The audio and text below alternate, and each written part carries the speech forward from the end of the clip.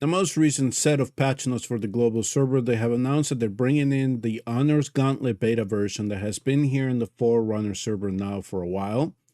And I'm going to tell you why you should not be excited to see this craptastic pile of digital manure coming into the game.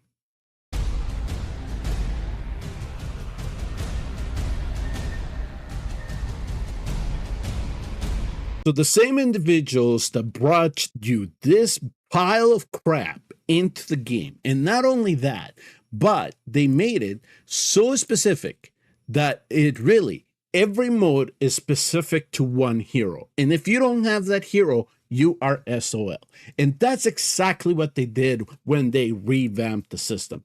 They just made it more intolerable. Not only that, they are now creating content that now heavily relies on you having this lady in your account, especially if you want to have any type of success in the end game.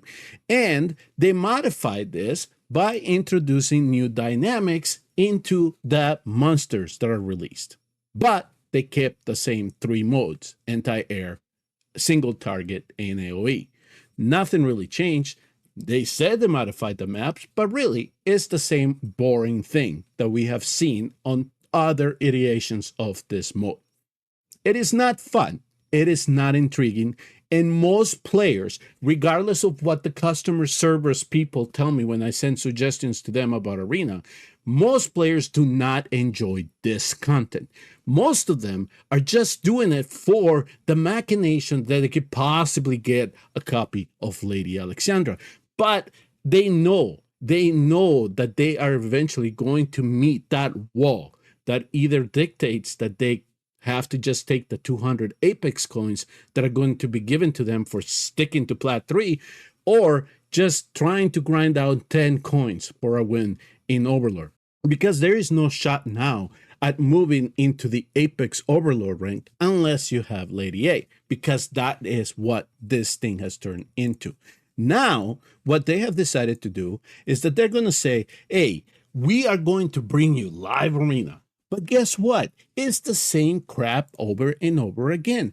Here, I am going to try to match somebody. And I'm also going to tell you about the preparation that is required for this. So, as you can see here, even though they expanded the windows in Forerunners Server to make sure that we have this available to us, so that we essentially went from 4 hours to 12. Nobody's playing it because everybody knows it's the same crap that we see in Classic Arena. And here is the other thing that the patch notes did not emphasize. One of the things that they're trying to sell you on. So let me just go.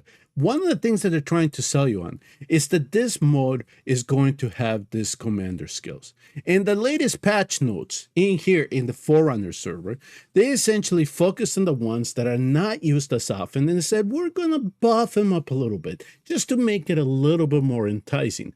But in reality, the only thing that you're really going to have to learn is how to use the Colossal Stun, because that is the mechanic that really interferes with the opponent. And all the other ones, sure, if you want to bring in some fatigue so the other side doesn't do as much damage, you can do that. If you want to deal true damage just because possibly you're going to face a chaotic unit, all right. But no, this is the one that most people are relying on. And really, the passive ones hasn't been anything that people talk about. This is what they're trying to sell you on. But you're going to find out eventually you're just going to be relying on one of these commander skills. And then the other thing that they probably didn't emphasize in those patch notes, you're going to need to gear 21 different heroes. You're going to have to make sure that they have every piece of gear that you might have in your account, especially you're in the mid or late game. If you're in the end game, just prepare to make sure that every hero that you bring in has an artifact and has their own specific gear. So yes, you're going to have to decide between this 21, who's going to have your best Soulbound Arcana set, who's going to have your best Infernal Roar set, and who's going to have your best Cataclysm set, if you happen to have one. But eventually, what they're trying to do is make sure that there is no way that you can recycle usage of those gear sets. All right. So you go in randomly, it then picks either one of this. All right. And you might say, oh, it's nice. They only allow us to use one hero for each particular mode.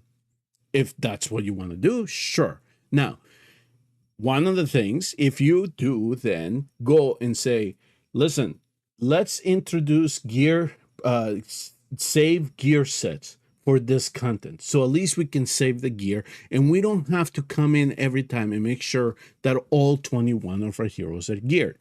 One, you're either going to get the lovely, yeah, we can definitely look into it. It might be coming soon. But two, the one that really irritates me is we making it available to you to bring 21 heroes, but you don't have to. What kind of response is that? So yeah, if I didn't want to, I could only bring 5. But the way that the mechanic is set up, you're going to have to plug and play because the monster changes. And in some situations, you just can't crowd the front point. There's definitely a strategy. But once you settle into a strategy, it's just going over and repeating it over and over again. Now, let's talk about the rewards. Is there something that you're going to win if you do rank high up? Nope. Look, this guy here is just doing it for showing off. He's number 1. Does he get a special banner? No. Does he get a special avatar? No. Here is what you can expect for rewards if you want to tinker around with this. 1, suggestions about Apex cons and this. Went one ear, out the other. They didn't care. They didn't bother. They didn't want to introduce it. So if here, they'll talk about a season, and apparently there will be rewards based on your participation every week. But you're not getting anything for showing off except for having your name on the leaderboard. So there, don't count on anything from there. Now, if you go to the grind and decide, right, I'll do the 20 matches that I need, here's what you can expect for a reward. You can see after 20 matches, you're going to get 10 ancient shards. Then you're going to get, for doing 5 and 10 respectively, you're going to get a rare summoning crystal. All right, so 2 rare summoning crystals and some ancient shards. All right, for 20 matches.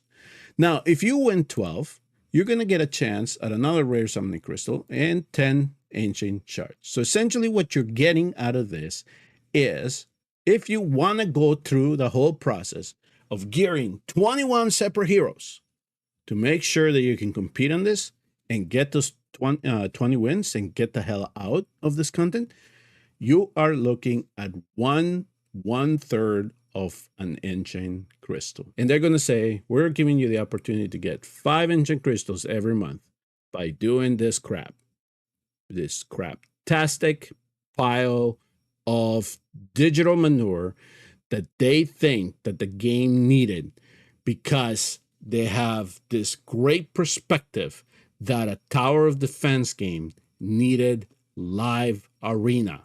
This is why Arknights is the king of the tower of defense game, because they knew to stay on their lane and not even bother with trying to introduce PvP aspects into a game that does not need it, if appropriate content is made designed around the tower of defense genre.